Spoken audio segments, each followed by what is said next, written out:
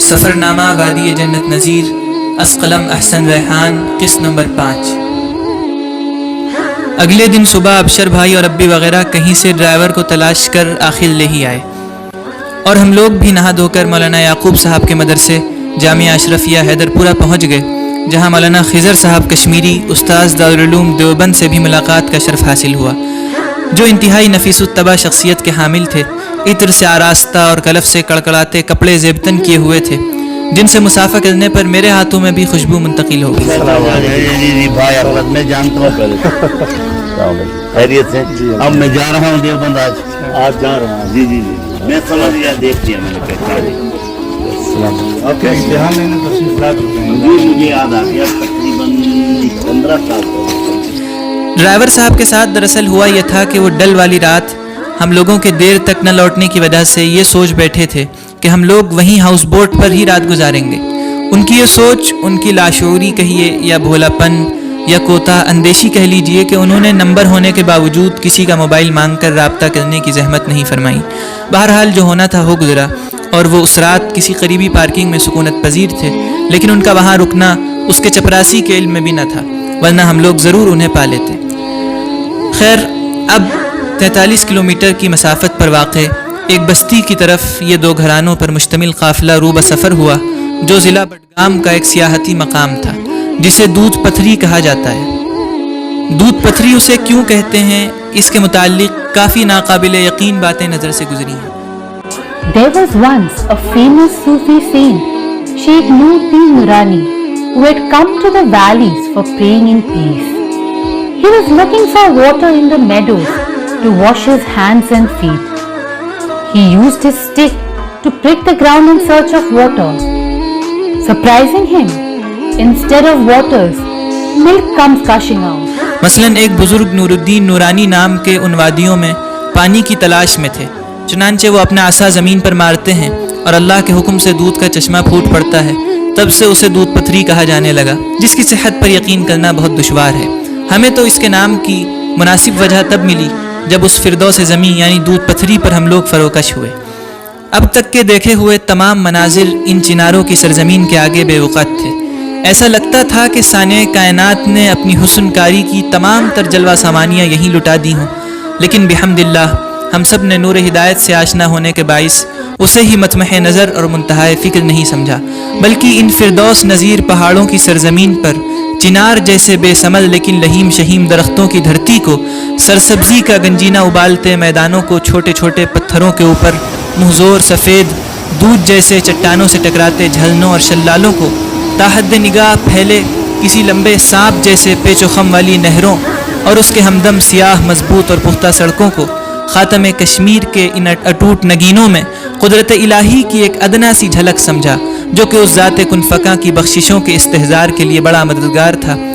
یہ بستی ایک آبادی تھی جو پتھریلے نشیب میں دوڑتے صاف و شفاف ٹھنڈے پانی کے اطراف میں بسی ہوئی تھی، اور دودھ پتھری سے شاید اس کے انہی جھرنوں کی وجہ سے کہا جاتا ہو، جس میں پانی اپنی غیر معمولی رفتار کی وجہ سے سفید دودھ کی مثل لگتا ہے، اور وہ چٹانیں اور پتھر ان کے آغوش میں ہوتے ہیں۔ دودھ پتھری جاتے وقت سفر کے وسط میں ندی کے کنارے عثمانیہ نام سے چھوٹے بچوں کا ایک اسکول بھی نظر آیا، جسے دیکھ ہم لوگوں سے وہاں جائے بغیر رہا نہ گیا۔ یہ سری نگر اور کشمیر اور دودھ پتھری کے راستے کا منظر ہے، یہ راستہ ہے اور یہ دودھ بہہ رہا ہے پتھری کے اوپر سے، یعنی جھرنا بہہ رہا ہے، تو تبھی اسے دودھ پتھری کہتے ہیں۔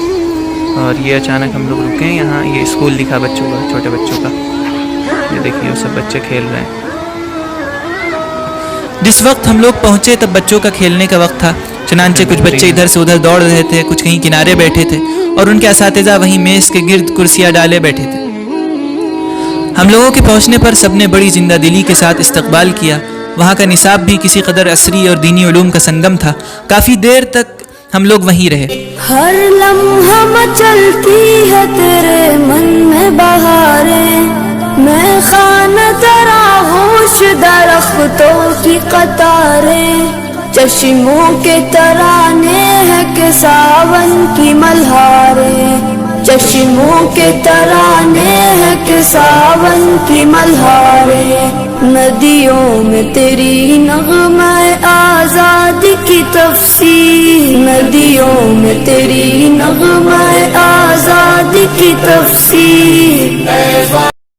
ایوان کشمیر، اے وادی کشمیر، کیوں تیری فضاؤں میں اداسی کے نشاں ہے. اسکول کے کنارے جاری دریا پر جی بھر کے کھیلے. اس کے بعد واپس ٹریولر میں آ کے بیٹھ گئے اور دودھ پتھری کے لیے چل دیے. تقریباً 1 گھنٹے کی خوبصورت مسافت طے کرنے کے بعد ہم لوگ اس علاقے میں پہنچ گئے جہاں کے دل فریب مناظر کے سرمے سے آنکھوں کو مزین کرنے سیاحین کا ٹھاٹھے مارتا ہوا سمندر آیا ہوا تھا. یہاں پہنچ کر ہم سب لوگ پیدل پا ایک لمبے ناہموار پتھروں کے راستے سے گزرتے ہوئے ندی عبور کر گئے اور انہی پتھروں پر کودتے پھاندتے کسی طرح اس جگہ تک پہنچ گئے جہاں برف باری کے زمانے سے جمع برف ابھی تک موجود تھا. کافی دیر تک یہاں بیٹھے پانی کے شور و غل اور اس کی بے چینی و تلاطم سے لطف اندوز ہوتے رہے اور طلحہ حذیفہ بھائی سینکڑوں مختلف بیٹھکوں اور جداگانہ نظاروں والی شبیہیں بھی موبائل میں محفوظ کرتے رہے. اور ظاہر ہے ایسے غریب النظیر مقامات پر سے کون کسی یادگار کے بغیر جا سکتا تھا، لہٰذا خاصی محنت فوٹوگرافی پر ہی صرف ہوئی. اب شام ہونے والی تھی، اس لیے دیگر سیاحین کی طرح ہم لوگ بھی مردہ قدمی سے واپس ٹریولر کی طرف جانے لگے. کچھ لمحات بعد ہم لوگ بھی انہی پختہ گول مول سڑکوں پر رواں دواں تھے جس کے دونوں سمت ڈھلتی ہوئی زرد دھوپ کی چادر تانے سبز گھاس کے میدان تھے جہاں گھڑ سواروں کی آواجاہی بھی تھی. ابھی کچھ ہی دور چلے تھے کہ آنکھیں انہی حسین مناظر سے جا ٹکرائیں جن کی دیدہ زیبی کو بیان کرنے کی طاقت موئے قلم نہیں رکھتا. انہی گھاسدار ڈھلوانوں کے کناروں پر جگہ جگہ کشمیری باشندے کشمیری کلچر کی بڑی بڑی کیتلیوں میں چائے اور انگاروں پر سیخ میں پروئی ہوئی بھیڑ کی بھنی ہوئی بوٹیاں لیے بڑی التجا و اصرار سے بلا رہے تھے. ان میں عورتوں کی اکثریت تھی جو دکانوں پر اپنے کاموں میں مصروف تھیں. ان کے چہرے ان کے اصلی کشمیری ہونے کو پکار کر بیان کر رہے تھے اور ان کی بے بسی و خستہ حالی کے مظہر تھے. ان میں غربت و مسکنت سرایت کر چکی تھی. بہت سی عورتیں بیوہ ہو گئی تھیں اور کچھ کے بھائی باپ شہید ہو چکے تھے. ان دکانوں کے عقب میں گھاس پر چادریں بچھی تھیں جہاں بیٹھ کر سب نے چائے پی. یہی ندی میں وضو کر کے باجماعت نماز پڑھی اور واپس سری نگر کے لیے روانہ ہوئے. راستے میں مولانا یعقوب صاحب کی وساطت سے ایک صاحب سے ملاقات ہوئی جو ہم سب لوگوں کو اپنے گھر لے گئے اور بڑا پرتکلف ناشتہ کرایا. ایک اختصار یہاں پیش کر دینا مناسب سمجھتا ہوں کہ اس سرگزشت میں جہاں کہیں بھی ناشتے کے ساتھ لفظ پرتکلف استعمال ہو اسے کوئی رسمی یا روایتی جملہ ہرگز نہ گمان کیا جائے، کیونکہ کشمیر کی متعدد ضیافتیں جزء سرگزشت ہوں گی. لہذا اگر ان تمام کی انواع و اقسام لکھنے بیٹھ گئے تو نہ صرف یہ کہ قوت یادداشت جواب دے جائے گی بلکہ یہ نگارش سفر نامہ کم، کھانوں ماکولات اور غذاؤں کی فہرست زیادہ بن جائے گا. افسوس کے ذہن سے ان میزبان کا اور اس بستی کا نام ہی محو ہو گیا. البتہ اتنا ضرور ہے کہ وہ سخت پہاڑی علاقے ہی کی ایک متوسط بستی تھی جس میں جناب کا مکان تھا جو بظاہر تو سادہ سا تھا لیکن اندر سے بڑا کشادہ، صاف ستھرا اور ہر طرح کی آرائشوں سے مزین تھا. موصوف بھی بڑے خوش اخلاق، اعلیٰ کردار اور صاحب فکر شخصیت کے حامل تھے. ان کی گفتگو میں اثر آفرینی تھی اور شکلاً وہی معصومیت اور جلال کی آمیزش سمیٹے کشمیری تراش خراش کے تھے. چہرہ سنت رسول سے آراستہ تھا اور پوشش مسلمانی تھی، اور اللہ انہیں جزائے خیر دے کہ بڑی خوش دلی اور کشادہ قلبی کا انہوں نے مظاہرہ کیا. یہاں سے رخصت ہوئے تو رات گئے سری نگر پہنچے اور کھانا شہر کے ایک ہوٹل میں کھا کے سیدھے اپنے رہائشی ہوٹل پہنچ گئے جہاں جا کر عشاء پڑھنے کے سوا کوئی مشغولیت نہ تھی. جاری.